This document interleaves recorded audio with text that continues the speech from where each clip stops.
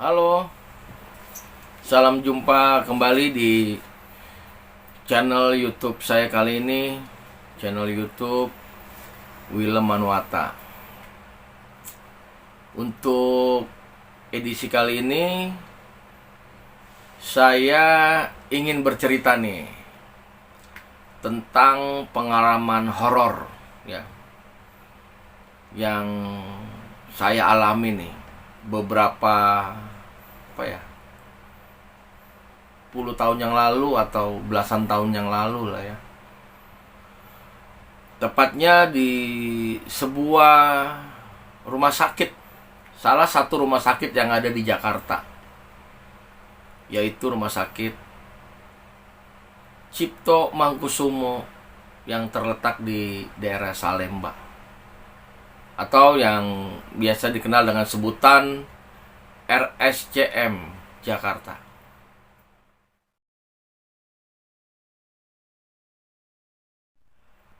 Oke, jadi begini teman-teman, awal dari cerita tentang betapa angkernya Rumah Sakit Cipto Mangunkusumo itu dimulai dari pertama saya mendapat kabar dari teman saya ya.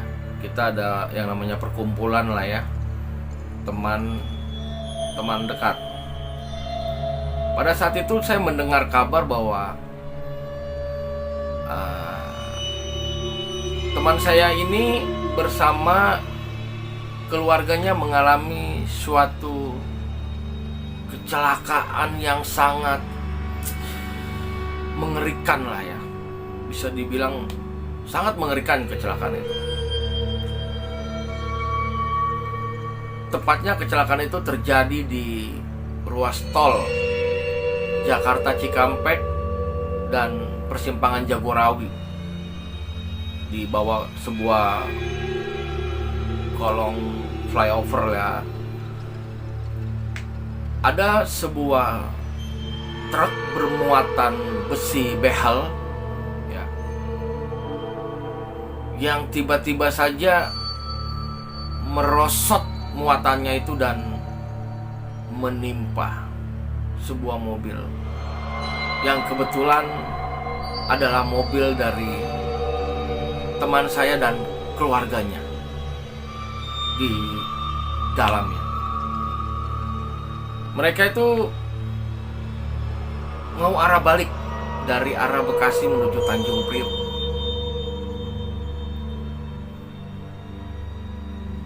Dan tidak disangka-sangka terjadilah kecelakaan itu, sehingga mengakibatkan dari kurang lebih, kalau nggak salah ya, 7 penumpang yang ada di dalamnya, 4 diantaranya meninggal di tempat. Jadi 7 dari semua total penumpang yang ada di dalam sebuah mobil tersebut, 4 diantaranya meninggal di tempat dalam keadaan yang mengerikan.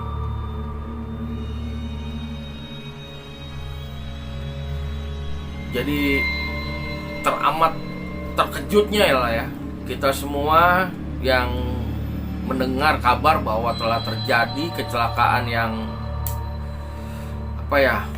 mengerikan lah ya, yang menimpa teman dan saudara dari teman kami ini, keluarga ya dari teman kami ini ya, yang berada di dalam sebuah mobil. Dan kami nggak percaya lah mendengar kabar itulah ya. Makanya kami ingin cari tahu, ingin bukti-bukti yang akurat, karena kami dengar bahwa untuk korban yang masih selamat, yang masih dalam keadaan hidup, itu dievakuasi di beberapa rumah sakit di Bekasi dan sekitaran Jakarta. Tetapi untuk 4 korban yang meninggal di lokasi kejadian, kami dengar kabarnya bahwa telah dibawa ke Rumah Sakit Cipto Mangunkusumo Jakarta. Dan akhirnya pada malam itu kami berkumpul ya, berkumpul di rumah duka untuk membahas atau untuk memastikan bahwa di mana korban-korban yang selamat, di rumah sakit mana aja, dan begitu juga dengan korban yang telah meninggal ya, yang kami dengar kabarnya telah dibawa ke rumah sakit RSCM atau Cipto Mangunkusumo, Jakarta. Jadi kami berembuk. Kebetulan pada malam hari itu saya bisa dibilang dipercayakan atau diutus lah ya, dengan teman saya. Ada satu teman saya yang ikut dengan saya, yang diutus untuk berangkat menuju rumah sakit Cipto Mangunkusumo. Waktu itu kita berangkat sekitar jam-jam 10 malam lah ya, saya dan teman saya ini ya, hanya untuk memastikan bahwa apa betul bahwa teman saya ini dan beberapa keluarganya sudah dalam keadaan meninggal dunia. Maka dari itu, akhirnya malam itu kami berembuk dan memutuskan untuk saya berangkat menuju RSCM Jakarta untuk melihat kondisi yang sebenar-benarnya. Dan akhirnya tibalah saya di rumah sakit Cipto Mangunkusumo. Disinilah saudara-saudara, awal dari bisa dibilang sesuatu yang saya tidak pernah menduga-duga. Saya tidak pernah menyangka bahwa saya bersama teman saya akan mengalami sesuatu yang juga mengerikan menurut apa yang saya lihat dengan mata kepala saya sendiri pada saat itu. Sesuatu yang tidak bisa saya lupakan begitu saja di dalam hidup saya.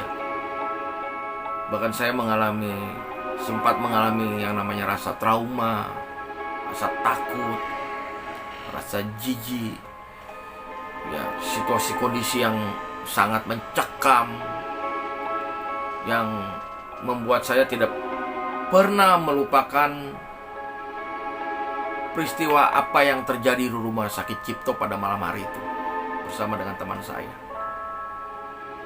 Jadi sesampainya saya di depan rumah sakit Cipto, kira-kira jarak dari UGD pada saat itu ya, rumah sakit Cipto masih dalam bentuk rumah sakit Cipto yang lama, bukan seperti rumah sakit Cipto yang kita lihat seperti sekarang ini, tetapi masih dalam bentuk rumah sakit Cipto yang lama.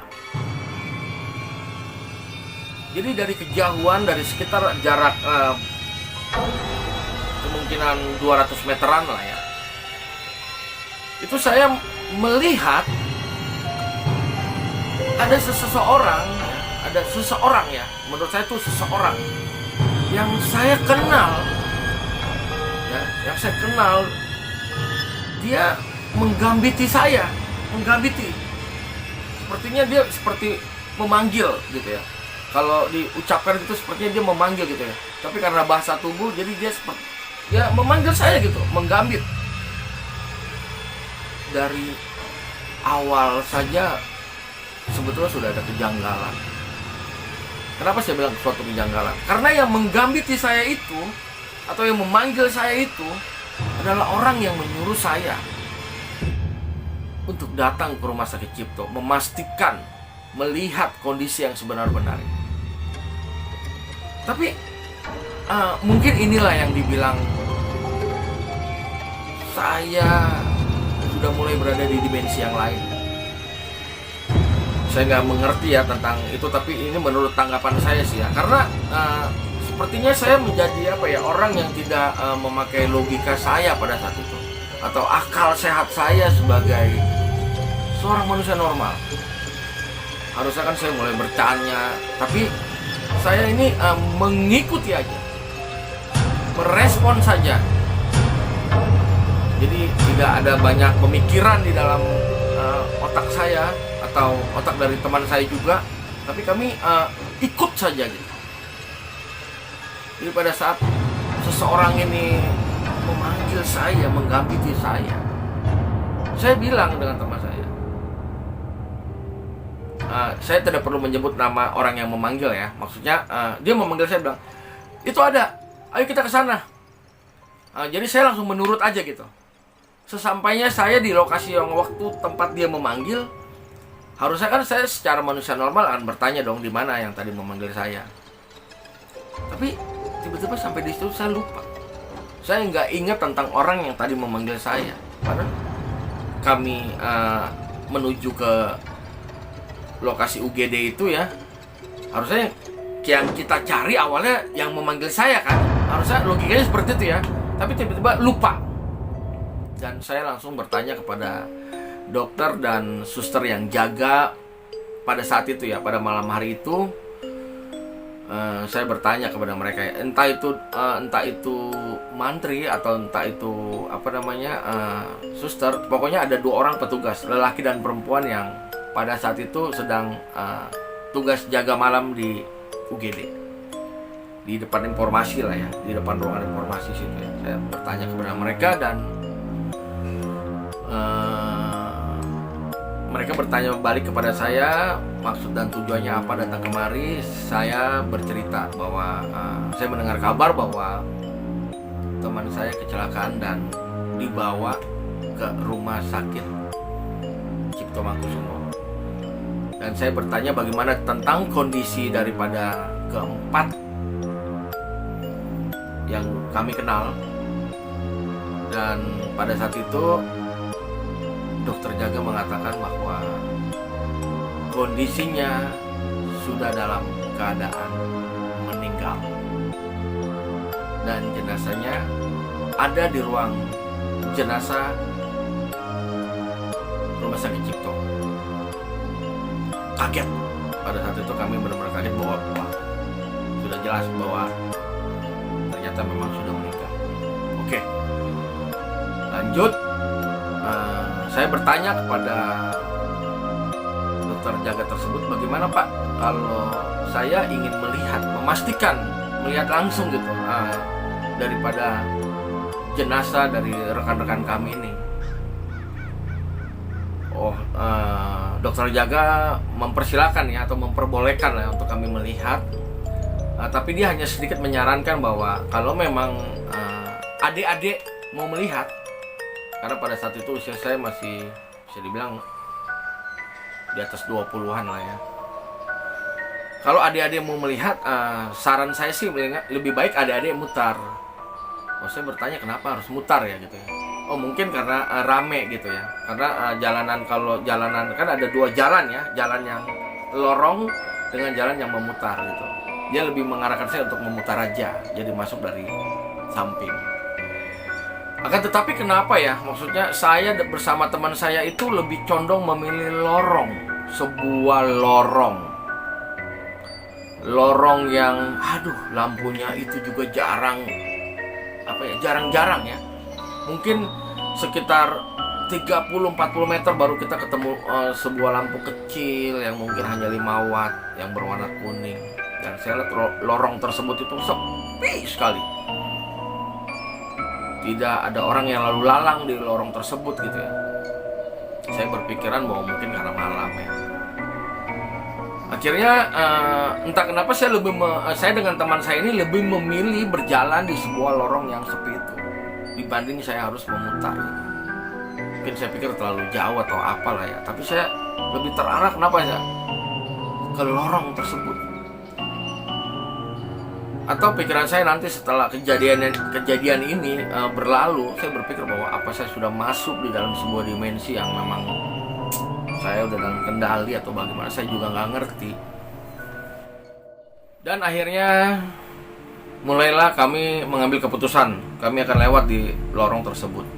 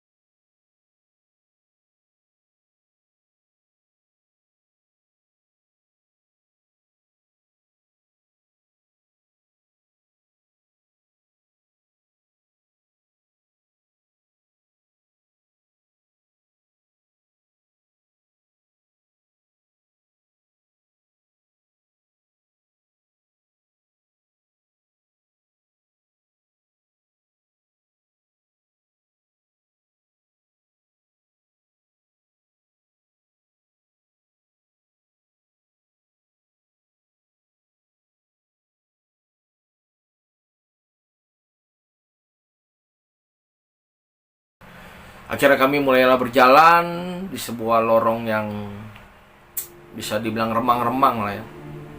Kami berjalan.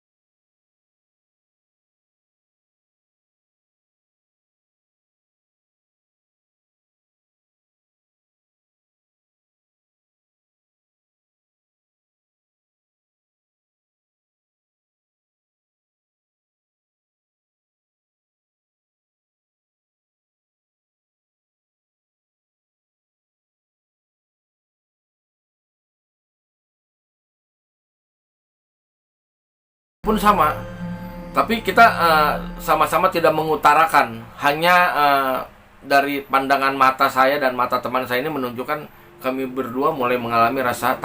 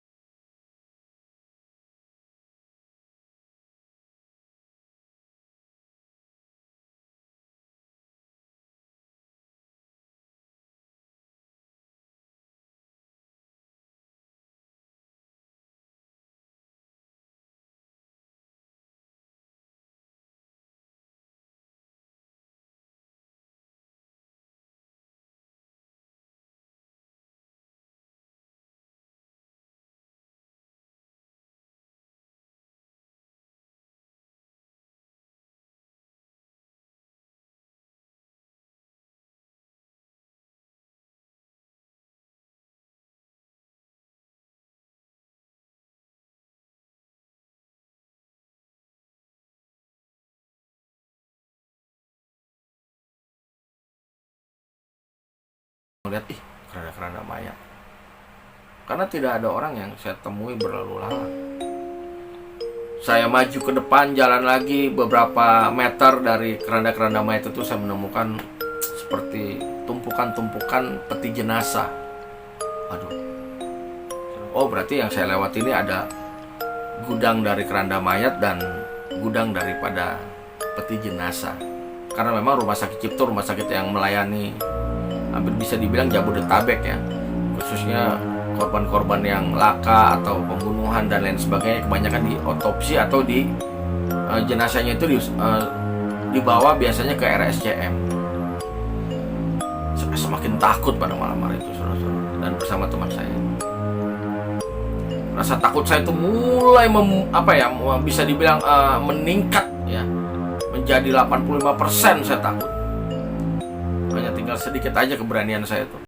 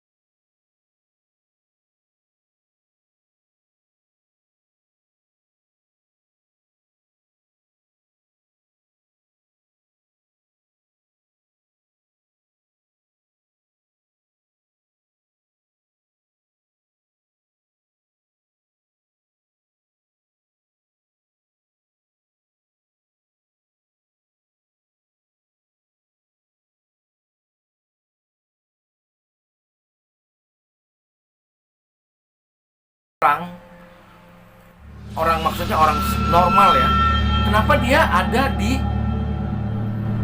lorong tersebut dalam kondisi malam ya, yang hampir jam 12 lah ya, dan dia berdiri menghadap tembok.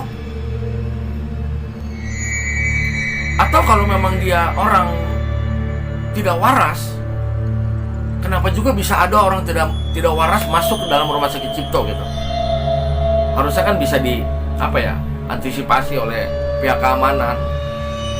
Tapi saya tidak berpikiran seperti itu pada saat itu, karena mungkin saya sudah ada di dimensi lain. Akhirnya saya coba dengan buru-buru saya menghampiri dia. Pada saat jarak kurang lebih dari 3 meter, saya coba menyapa dia. Karena saya lihat orang tersebut sepertinya pria. Saya mulai menyapa dia dengan selamat malam Pak. Dan tidak ada sapaan balik atau jawaban balik dari orang tersebut. Saya semakin penasaran, saya deketin lagi, saya sebut lagi. Saya ucapkan lagi, selamat malam Pak. Jangankan untuk menjawab, menoleh pun dia tidak menoleh ya, atau menengok ke arah saya gitu ya, berbalik ke arah saya. Tidak, tetap dalam posisi yang seperti dari jauh saya melihat dia. Begitupun dari dekat ya, tetap seperti kondisinya seperti itu. Saya semakin penasaran dong. Saya semakin penasaran, kira-kira ya, hanya sejengkal tangan lah ya antara wajah saya dengan wajah dia ya. Karena begitu sangat penasarannya saya menengok ke arah mukanya dia, saya membalikkan muka saya ke arah mukanya dia. Alangkah terkejutnya saudara-saudara ya, teman-teman, terkejut dan takut yang luar biasa, kaget, langsung shock saya. Karena teman-teman tahu kan, pada saat saya melihat wajahnya, separuh dari wajahnya, persis separuh dari wajahnya, separuh berwajah manusia, dan separuh lagi seperti tanah dan darah yang meleleh. Separuh, jadi tidak ada kelihatan matanya, mulutnya, hanya saya seperti melihatnya seperti tanah dan darah yang sudah bercampur aduk dan meleleh. Teman-teman bisa bayangin, dan teman saya pun melihat hal yang sama. Hanya pada saat itu saya yang lebih dekat lah. Jadi sesaat ya, atau sejenak saya kaget dan tercengang begitu ya. Saya sempat memperhatikan dengan jelas gitu, karena jarak saya dengan sekarang kita panggil aja tuh sebagai sosok lah ya, karena ternyata bukan manusia, bukan orang yang saya lihat. Itu hanya satu jengkal dari wajah saya. Saya kaget, bahkan saya sempat memperhatikan wajahnya gitu ya, dengan jelas gitu ya. Dan pada akhirnya saya mengambil keputusan bersama teman saya untuk lari, meninggalkan sosok tersebut. Dan pada akhirnya kami berdua ini lari dengan nggak tentu arah, nggak tahu kita ini mau kemana lagi gitu. Kita lari aja udah, karena begitu teramat takutnya saya melihat sosok tersebut yang saya pikir tadinya manusia atau orang ya, ternyata bukan. Akhirnya saya dan teman saya lari, tapi saya sempat melihat-lihat ke arah sosok tersebut lagi ya, dan dia tetap dalam posisi yang tidak bergerak dan masih di posisi yang seperti itu kembali gitu. Tapi akhirnya saya lari, saya takut. Saya bersama teman saya lari. Akhirnya kami lari dan kami tibalah di salah satu ruangan, yaitu ruangan yang namanya ruangan seperti ruangan pendingin yang buat jenazah-jenazah dimasukin ke dalam ruangan pendingin itu ya. Teman-teman tahu lah ya. Tibalah saya di suatu ruangan pendingin jenazah, penyimpanan jenazah ya, yang menggunakan alat pendingin lah ya, yang kotak-kotak tuh. Dan saya sadar gitu, sekarang saya ini berada di dalam sebuah ruangan jenazah. Bisa dikatakan ya kamar mayat. Cuman saya tidak melihat jenazahnya, tapi saya tahu ini ruangan jenazah. Karena ini adalah di dalam kotak-kotak tersebut pasti ada jenazahnya. Begitu saya takut yang luar biasa bersama teman saya. Kami mengalami trauma lah ya, melihat sosok tersebut. Dalam keadaan takut, kami berusaha untuk keluar dari ruangan penyimpanan jenazah ya, yang ada di, maksudnya yang di seperti cold storage begitulah ya, cold storage gitu ya, karena ruang pendingin ya. Dan saya bersama teman saya melihat sebuah pintu itu ada seperti hordeng karetnya lah ya, hordeng karet yang dipotong-potong begitu ya, karena di ruangan pendingin. Kami berdua mulailah mengambil keputusan untuk kita masuk aja ke dalam pintu tersebut. Kali-kali ada jalan keluar. Bukan jalan keluar, teman-teman. Begitu kita masuk, alangkah terkejut dan kagetnya kembali saya. Karena mungkin kita nih masuk dari pintu belakang ya.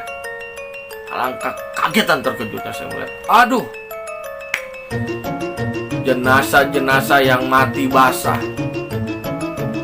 mati mungkin dalam keadaan kena musibah, entah itu ketabrak, atau korban pembunuhan, atau korban kebakaran ya. Karena saya melihat kurang lebih ada belasan jenazah pada saat itu di ruangan tersebut.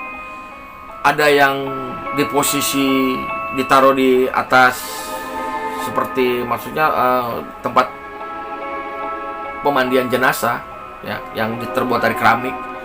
Dan ada yang masih dalam keadaan di seperti tandu ya, tandu jenazah tuh ya, kayak kalau kita lihat-lihat yang laka-laka itu ya, masih terbaring di situ dengan keadaan tangan yang agak sedikit mengangkat gitu ya. Dan beberapa jenazah yang di sleeping bed itu ya, dia tutup pakai yang kantong jenazah ya. Dan dalam posisi yang tidak beraturan, ya, mungkin pada saat itu mungkin sedang ada maksudnya banyak jenazah yang dikirim ke RSCM memang mungkin ya, karena saya lihat ada belasan lah ya. Dan saya takutnya setengah mati, saudara-saudara. Saya berdua dengan teman saya ini, pada akhirnya kita lari dengan berjenazah itu ya, melewati beberapa jenazah. Ada kita di jalan di samping jenazah, bahkan kita mesti melengkahi karena saya mesti lari, karena saya saya mau menyelamatkan diri saya gitu bersama teman saya, karena saya takut dengan sosok yang tadi saya lihat. Saya takut dia mengikut atau apalah begitu ya, karena kita udah dalam keadaan yang teramat takut melihat sosok yang sebelum kita berada di kamar mayat itu, yang gak jauh dari kamar mayat itu kita lihat. Akhirnya saya melihat sebuah jendela di situ, jendela yang tidak ada teraris besinya dan tidak ada kacanya. Jendela itu hanya jendela melompong kosong begitu aja gitu. Dan akhirnya saya berdua dengan teman saya itu lompat keluar dari jendela itu. Mungkin kalau seandainya dalam kondisi yang tidak takut, mungkin sedikit agak kesulitan saya untuk memanjat atau melompat di tembok di jendela tersebut ya. Hanya karena dalam kondisi yang teramat takut yang luar biasa. Wah, saya gesit tuh bersama teman saya. Kita keluar tuh kayaknya enak aja tuh. Kita keluar dari jendela, kita lompat enak aja tuh. Lompatlah pada akhirnya kita.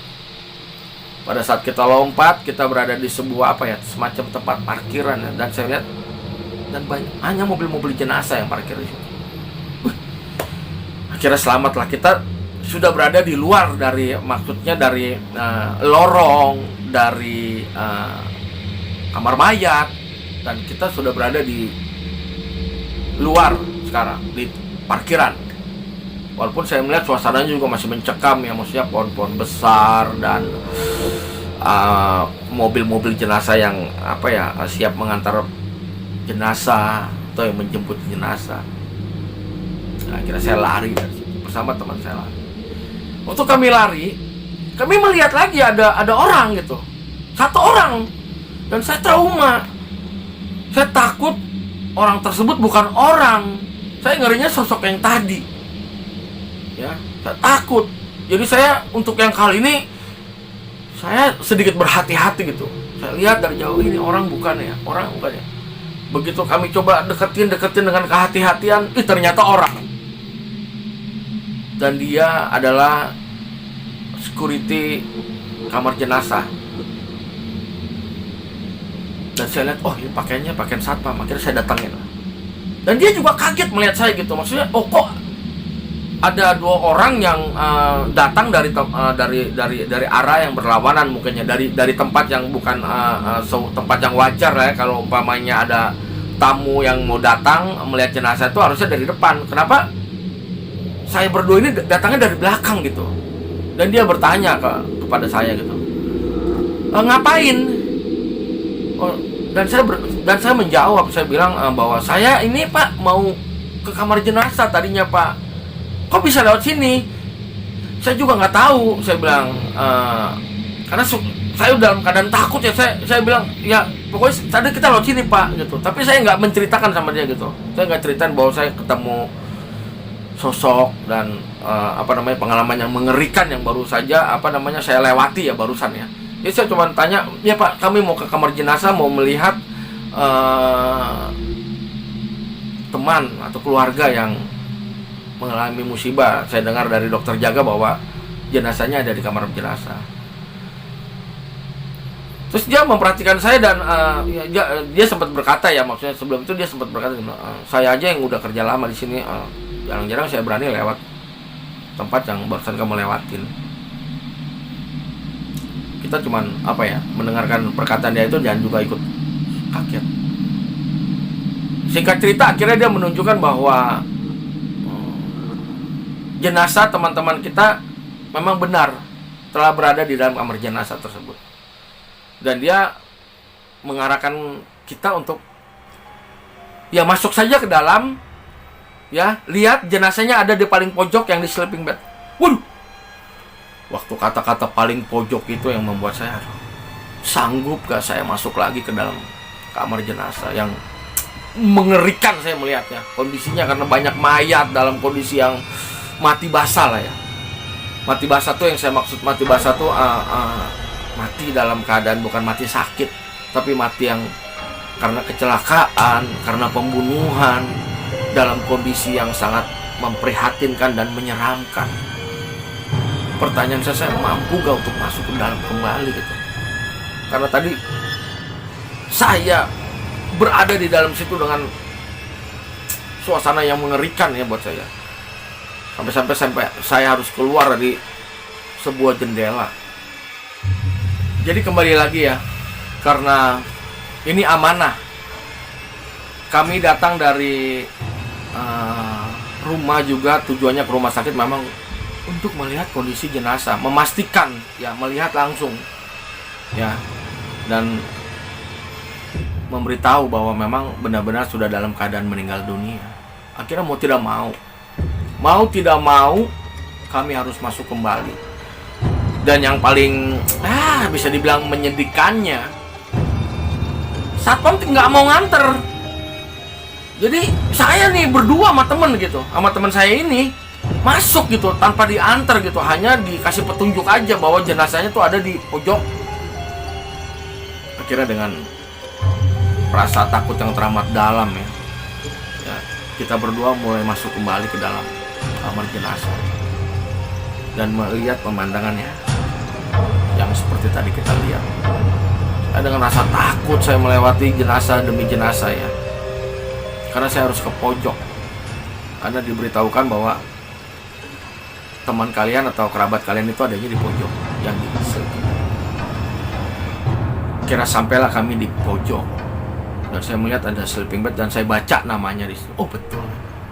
Tapi kan nggak hanya sekedar sampai di situ. Saya harus memastikan, saya mesti buka sleeping bednya itu, kantong jenazah itu saya mesti buka, saya mesti lihat bahwa betul nggak. Saya harus yakin itu, saya harus pastikan, maksudnya pastikan bahwa ini memang ini teman kita nih. Dengan berat hati ya, dengan sangat ketakutan saya buka tuh yang namanya resleting dari kantong jenazah tersebut itu. Waktu saya buka, saya kaget teman-teman. Karena saya melihat kondisi daripada teman kami ini dalam kondisi keadaan sudah mukanya terbelah, sehingga saya melihat dalaman otak sampai ke organ-organ sininya. Dan saya nggak mampu, nggak kuat, saya tutup kembali gitu. Saya tutup kembali dan saya langsung lari keluar sama teman saya. Waktu masuk kita sangat hati-hati. Waktu keluar, saya nggak.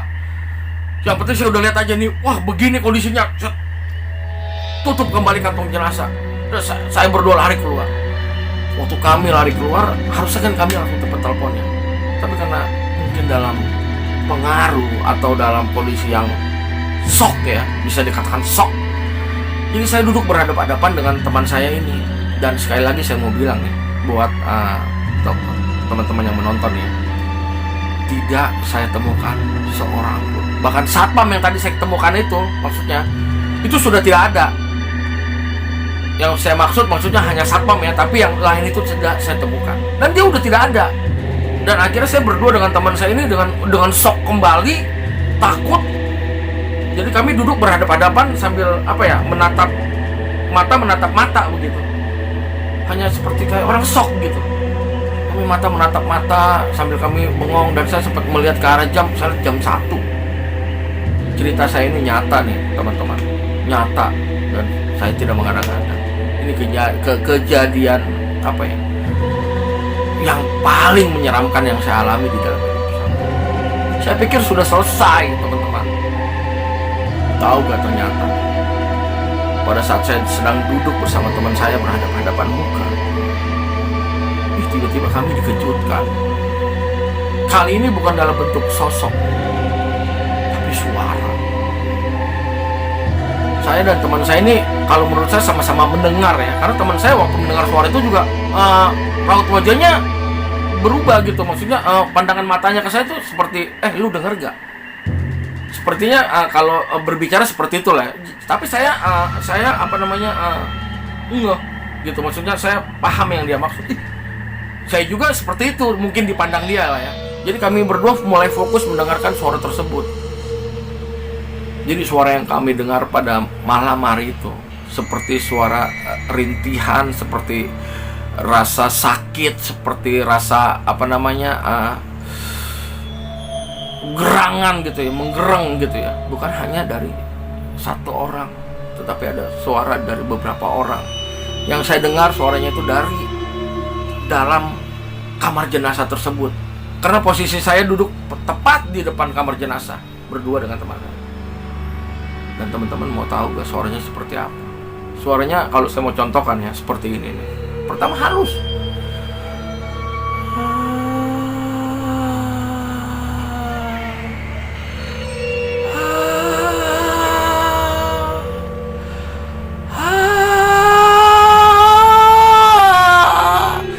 Aduh, ini persis banget yang saya contohkan ya teman-teman. Karena emang yang saya dengar seperti ini. Jadi suara itu sepertinya semakin dekat ya, sepertinya dari jauh, dan bukan hanya sendiri, seperti ada beberapa orang yang kayaknya coba mendekati kami berdua nih, seperti dia mau keluar nih dari dalam pintu kamar jenazah. Pada akhirnya karena saya takut ya, karena saya saking takutnya, saya takut nanti memang benar ada yang keluar lagi seperti yang saya lihat. Akhirnya kami berdua ini udah tidak terkendali. Dalam arti maksudnya meluapkan rasa ketakutan yang sangat teramat takut gitu. Dengan saya lari keluar dari kamar jenazah, keluar dari depan kamar jenazah itu. Saya lari bersama teman saya keluar ke arah jalan raya ya, arah Salemba, dan saya ambil kiri ke arah Pasar Kenari kalau nggak salah. Tapi teman saya lebih cepat mendahului saya gitu. Jadi saya ketinggalan jauh sama teman saya. Saya shock, teman saya juga shock. Dan akhirnya saya coba berusaha untuk memberhentikan beberapa taksi ya, yang taksi tersebut tidak ada yang mau berhenti. Karena mereka berpikir bahwa mungkin ada keributan atau apa ya. Padahal kami berdua nih mengalami trauma atau shock ya yang teramat mengerikan lah buat kau. Jadi kami seperti orang jadi liar kita nih, lari. Akhirnya saya coba berusaha memberhentikan taksi, dan pada akhirnya ada satu taksi yang berhenti. Dan saya minta tolong, Pak, tolong kejar teman saya yang di depan sana, Pak. Supir taksi bertanya, ini ada apa keributannya? Oh bukan, Pak, bukan. Saya nggak bisa ceritain kepada supir taksi, tapi nggak ada keributan, Pak. Tolong kejar teman saya dulu, Pak. Ini saya jamin tidak ada keributan. Tapi tolong, Pak, kejar teman saya. Akhirnya supir taksi mengejar, dan saya keluar dari pintu taksi untuk merangkul teman saya supaya saya udah masuk dulu. Dan teman saya, kalau saya lihat dari kondisinya, mengalami rasa shock, trauma yang berat ya. Dan kalau saya lihat dari kondisinya lebih memprihatinkan dari saya, karena dia seperti maksudnya jadi orang yang jadi maksudnya lupa ingatan, jadi kayak orang kosong karena ketakutan yang teramat. Takut, saya lihat udah nggak pakai sendal, kaki yang menyeker. Akhirnya saya masukin ke dalam mobil, ke dalam sebuah taksi, dan kami berdua akhirnya pulang. Kami memberitahukan kondisi apa yang telah kami lihat di Rumah Sakit Cipto. Hanya kami tidak menceritakan kejadian yang kami alami. Jadi itu saya anggap bersama teman saya, karena tidak etis kalau saya ceritakan pada malam hari itu. Tapi itu sungguh pengalaman yang sangat mengerikan yang saya alami, dan saya mau bilang bahwa betapa angkernya Rumah Sakit Cipto Mangunkusumo Jakarta, RSCM. Karena saya adalah satu di antara yang mengalami hal-hal mistis ya, yang terjadi, yang saya melihat dengan mata kepala saya sendiri, bahkan dengan jarak pandang yang hanya sejengkal. Jadi akhirnya kami mengalami pemulihan pada akhirnya ya, walaupun kami mau makan itu butuh waktu beberapa hari ya, karena kami nggak kuat dengan bau amis darah, dengan apa yang organ-organ yang kita lihat ya. Jadi penyesuaian, akhirnya pikiran kami pulih, kami pun dapat makan kembali normal seperti sedia kala akhirnya. Tapi ingatan dari apa yang saya dan teman saya alami itu tidak pernah terlupakan sampai hari ini. Bahkan saya coba berbagi cerita nih di YouTube, bahwa kejadian yang saya ceritakan itu benar adanya dan nyata, dan itu pengalaman pribadi saya secara pribadi bersama teman saya. Jadi demikianlah cerita dari Rumah Sakit Cipto Mangunkusumo yang terletak di daerah Salemba ya, Jakarta. Jadi demikianlah cerita saya kali ini di channel YouTube saya. Ya mungkin jadi bahan pembelajaran agar mungkin lain waktu bila mana kita mau berpergian ya, kita berdoa dulu lah ya. Berdoa dan jangan tergesa-gesa, dengan pikiran yang tenang, sehingga membuat tidak berdampak fatal yang seperti apa yang saya alami lah ya. Ya teman-teman mengambil hikmatnya aja dari cerita saya ini. Dan cerita saya ini adalah cerita yang sebenar-benarnya terjadi dan saya alami dalam hidup saya. Oke, demikianlah video saya kali ini. Jangan lupa teman-teman bantu tolong subscribe, like, komen, dan bagikan agar saya dapat mengembangkan video cerita-cerita saya di channel saya berikutnya. Terima kasih dan sampai jumpa.